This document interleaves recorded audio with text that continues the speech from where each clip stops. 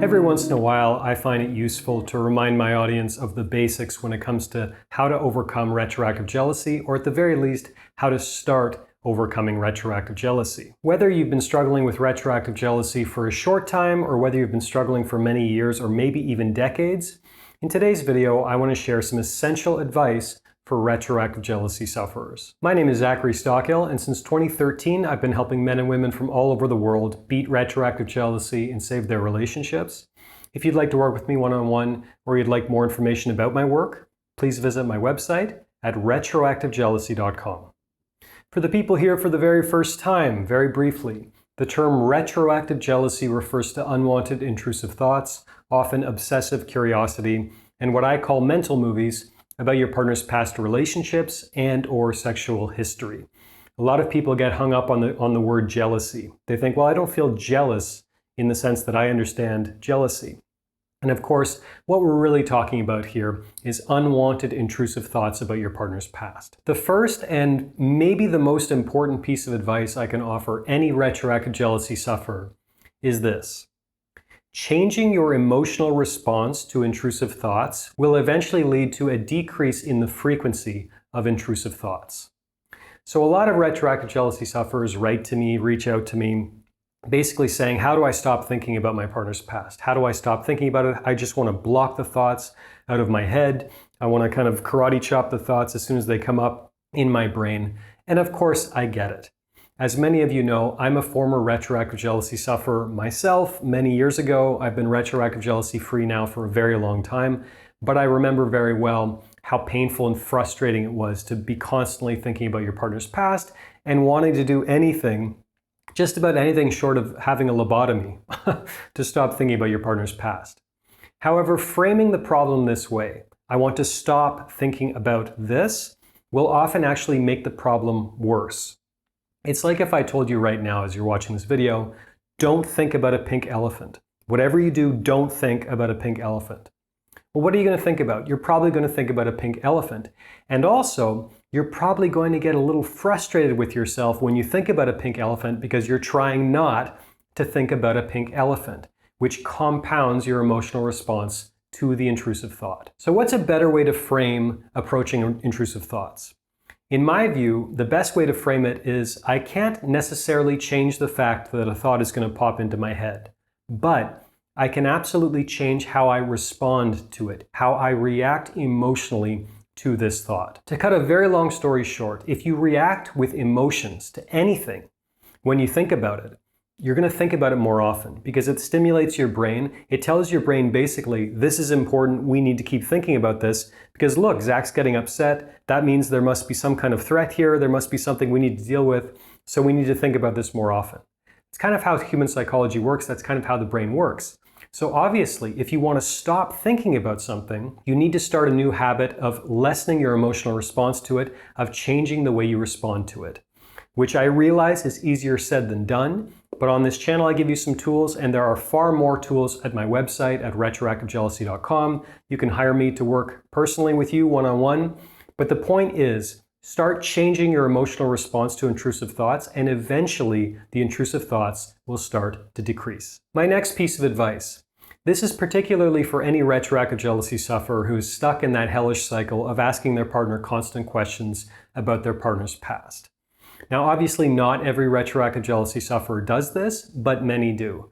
And by the way, speaking personally, back in the day when I was struggling with this bizarre issue that we call retroactive jealousy, I asked my partner 8,000 questions about her past. It was not something I'm proud of, and it didn't help solve the problem long term. So my piece of advice is, if you're asking your partner questions about their past, stop.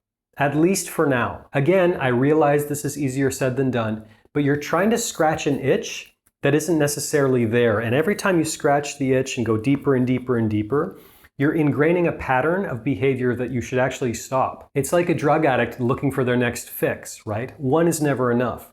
One question is not going to be enough. 10 questions is probably not going to be enough. You catch my drift. Unless your questions about your partner's past are related to genuine deal breaker issues. So just an extreme example. If you don't want a partner who has children, for example, and you meet a woman or you meet a guy, and you're not sure whether or not they have kids from a previous relationship, well, in my view, that's a deal breaker issue, or at least it would be in my world. I'm not judging anyone, but you catch my drift.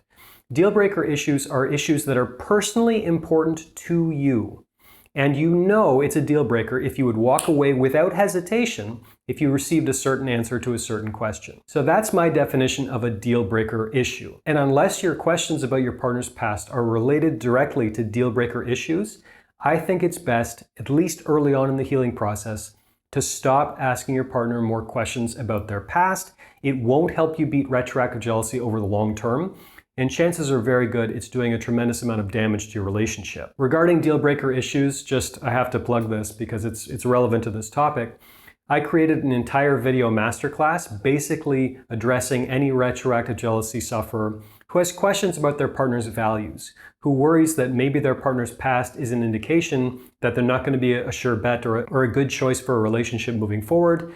Any retroactive jealousy sufferer that has these questions about values, it's called The Path to Peace. Many people have found it extremely helpful, and you can find a link in the description of this video. And finally, I'd just like to mention that, I've been doing this work for over 10 years now. We're coming up on 11 years, actually 11 years this month, oddly enough. I've been doing this work for well over a decade. I've worked with literally thousands of retroactive jealousy sufferers from around the world. I mean, just about every country, needless to say, every gender, every sexual orientation, every age. I mean, I've really covered this issue for a long time, and I've been exposed to many thousands of different retroactive jealousy cases, shall we say. And I will say that in large part, confronting this issue and eventually overcoming it largely comes down to building new habits. Largely comes down to doing more of what we know works and less of what doesn't work. So for example, what doesn't work? Well, obviously asking your partner 8,000 questions about their past. Reacting emotionally to intrusive thoughts doesn't work. Beating yourself up because you have retroactive jealousy doesn't work. Beating your partner up, not literally, emotionally, verbally, on their past, obviously that doesn't work either. Stalking your partner's exes on Facebook or social media doesn't work. You catch my drift. Identifying what doesn't work and doing more of what does work. So the obvious question, well, what does work? Obviously, everything I talk about on this channel, mindfulness, learning to control your emotional response, deprogramming some of the nonsense, myths, and lies that society and culture maybe have been feeding you, focusing on what's really important, cultivating a grander sense of mission and purpose in your life to focus on. Rewiring your brain to a considerable extent using many of the tools, techniques, and practices that I talk about on my website, retroactivejealousy.com, that I talk about on this channel. I could go on for hours, and I do actually go on for hours in my online courses about all this stuff. But the point is, to break a habit truly, I think a lot of the time you need to create a new habit to more or less replace it. So if you want to beat retroactive jealousy, you need to identify in crystal clarity exactly what isn't working, which bad habits you're participating in that aren't solving the problem, and then relentlessly seek out better habits and then implement those better habits to replace the bad ones. Thank you for listening. Thanks for watching. If you got anything out of this video, please take a moment to let me know by clicking the like button below. I'd also ask you to please leave a comment. Tell me what you think. Good, bad, ugly. I would like to hear from you. While you're at it, please be sure you are subscribed to my channel to be notified of new videos moving forward. Thanks again, and I'll talk to you again soon.